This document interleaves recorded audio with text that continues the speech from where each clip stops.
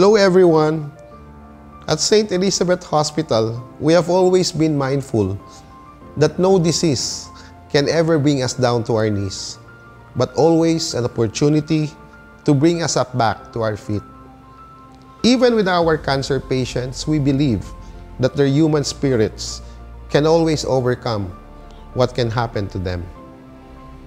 Today, we bring you the story of Amity, an 8-year-old cancer patient who embodies this type of spirit.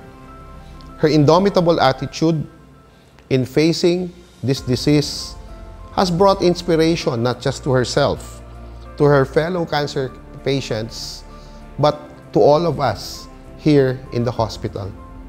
Let us all be inspired by her story. Please watch this. Ito ang St. Elizabeth Hospital Cancer Care Center, ang tinuturing na pangalawang tahanan ng mga kababayan nating nagpapagamot sa sakit na cancer. Sa Region 12, ang cancer center na ito ang nag-iisang nag-aalok ng radiation therapy sa ilalim ng No Balance Billing Program. Dito sa St. Elizabeth Cancer Care Center, maraming mga kwento ang mai-inspire kayo. Kabilang na dyan ang kwento ni Amity, ang 8 taong gulang na batang babae na na-diagnose ng brain tumor. Bibong bata si Amity, kahit sumasailalim siya sa radiation therapy at chemotherapy, kitang-kita na hindi siya pinanghihinaan ng loob. Kasama ang kanyang ina na si Ivy, magkasama at kapit kamay sila dito sa Cancer Center. Yang ginareklamo ba sakit lang jud sa tiyan. Sakit sa tiyan niya, musuka siya pag mabusog. Pag CT scan niya, nakita sir nga na siya ay bukol. Bukol pa ilang term ato sir, wala pa ano ba. Naadjud sa iyang likod sa ulo diri sir. Ayon sa mga doktor, maituturing na fighter si Amity. Hunyo ngayong taon nang ma-diagnose si Amity ng brain tumor. Yes, no? Kaya niya, no? She's a fighter, actually. Si Amity ay 8 years old na na-diagnose ng merong medulloblastoma. So, it is a brain tumor na nandoon sa may likod ng brain. Hindi ito sobrang common na bukol, pero ito ay isa sa mga common na bukol sa brain, no? Ang cause nito, we don't know the cause, no? Katulad ng iba ring bukol, mahirap malaman kung ano talaga yung cause. May mga warning signs sa mga bata ang brain tumor ayon sa mga doktor. Nag-present siya ng headache, nagkaroon siya ng nausea, vomiting, so nagsusuka, naduduwal, nagkaroon ng altered consciousness. So parang nag-iba yung attitude na per day, no? So napansin yun ng mom. And then nung winurk up siya, nakita na merong bukol doon sa likod ng brain. Paalala ni Doc sa mga magulang, kapag may napansing kakaiba sa mga anak, agad itong ipakonsulta. Para sa mga magulang, no, na may mga anak, kailangan lang talagang obserbahan sila. No? Kilala po natin yung mga anak natin. So alam natin kung kailan sila nag-iiba. So kailangan ay magpakonsulta agad or magpatingin sa pinakamalapit na ospital. Pang-4 sa 5 magkakapatid si Amity, pangarap daw ng bata na magiging doktor balang araw. Padayon balag ano kay basig gaisipod ko sir na adyoy mo tabang gani.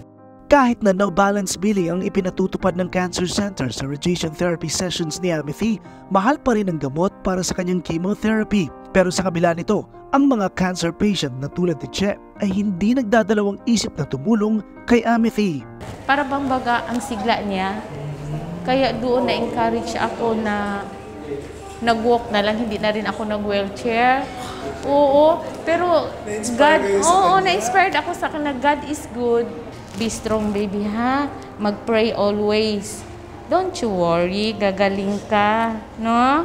Para kay Amity, mabigyan lang siya ng pangalawang pagkakataon, ibabalik daw niya ang kabutihan ng mga taong tumutulong sa kanyang pagpapagamot.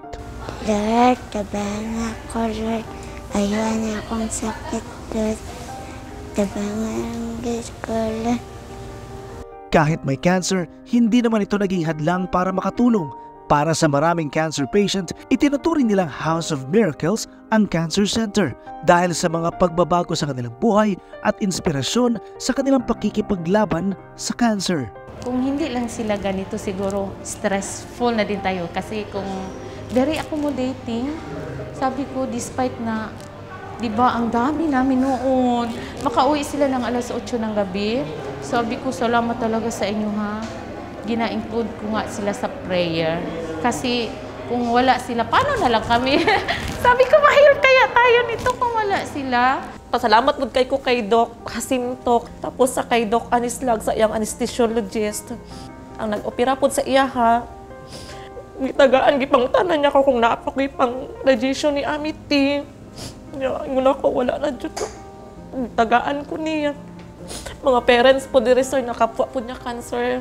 Naghatag sa mga nurse. Ang ilang gibuhat sa amua, sir. Mantod-santod, dili mabayaran. Akong pasalamat na ko na sa ila, sir. 3 taon nang nagbibigay pag-asa sa mga cancer patient ang Cancer Care Center ng St. Elizabeth Hospital na patuloy ding nakikipag-partner sa mga iba't ibang grupo at LGU para matulungang mabigyan ng financial assistance ang mga pasyenteng pinagsisilbihan nito. Dito sa St. Elizabeth Cancer Care Center, hindi lamang adults ang aming kinikater, kundi mga batang may cancer din. Katulad na lamang ng treatment na ginagawa sa Manila, ganun din po yung ginagawa namin dito. At sinisiguro yan ng radiation oncologist na safe ang treatment na binibigay sa aming pasyente. At mas pinipili ng mga kababayan namin dito sa Region 12 na dito na lamang magpagamot dahil mas praktikal at mas malapit sila sa kanilang mahal sa buhay. So as doctors, sa aming mga doctors, sa priority namin is safety. We do not offer a treatment na ang risk outweighs the benefit. No? We always balance kung ano yung risk and yung benefit. Pag nag-outweigh yung benefit, then we offer the treatment. Sa ngayon, patuloy na sumasailalim sa radiation therapy at chemotherapy si Amity. Sa mga nais magpaabot ng tulong, pwedeng makipag-ugnayan sa 0963-023-7963. That's 0963-023-7963. Ngayong Setyembre, ginugunita ang Childhood Cancer Awareness Month at ang kwento ni Amity ay magsilbi sanang paalala sa lahat na kahit ang mga bata ay hindi nakakaligtas sa cancer pero may mga paraan para magamot ang kanilang karamdaman.